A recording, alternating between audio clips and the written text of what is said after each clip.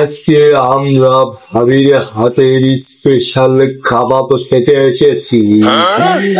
আসার পরে আমাদের 2 দিন যাবত বসিয়ে রাখা হয়েছে, এখনো কোনো কাবাব আমাদেরকে দিচ্ছে না।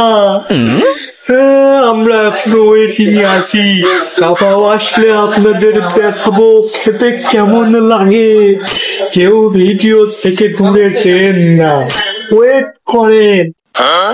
খাইবার পারি না, মরার মোহে রুচি নাই। খাইতে খাইতে 14 খান খায়া ফেলাইছি, তারপরে মরার মোহে রুচি নাই।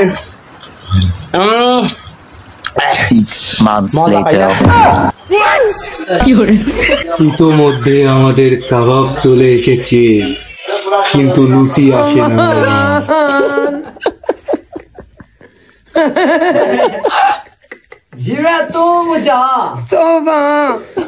আমাদের লুচিও চলে এসেছে। এ কি অবাক কাণ্ড, আমাদের সস অন্যরা খেয়ে ফেলেছে।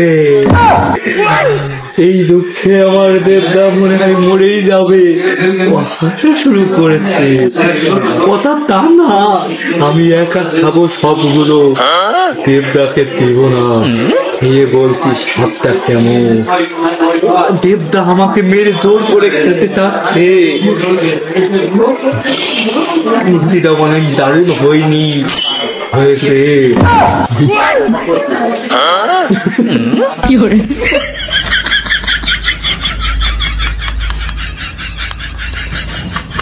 আমরা পাশের টেবিল থেকে চুরি করে শশা আনলাম।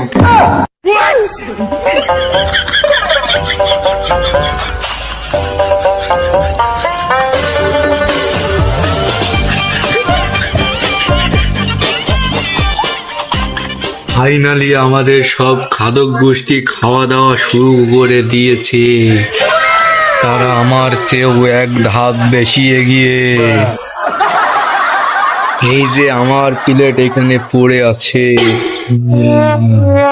আমিও খাওয়া শুরু করে দিব, দেখি কেমন লাগে। রোহান ভাই,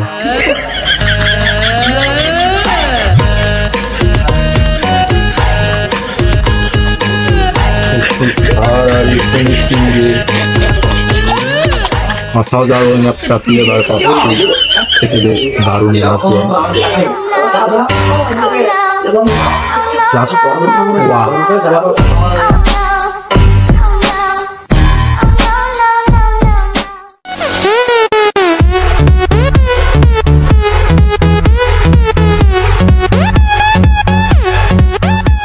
পরে শুরু করে হিন্দি গানের সুর ধরে সেই একই সাথে মারিয়া মে আমাদের রোহান ভাই এত পরিমাণে ঝাল খেয়েছে যে সে আর ঝাল পানি খেতেই পারছে না। আমি কিন্তু ইতিমধ্যে কান্না শুরু করে দিয়েছি।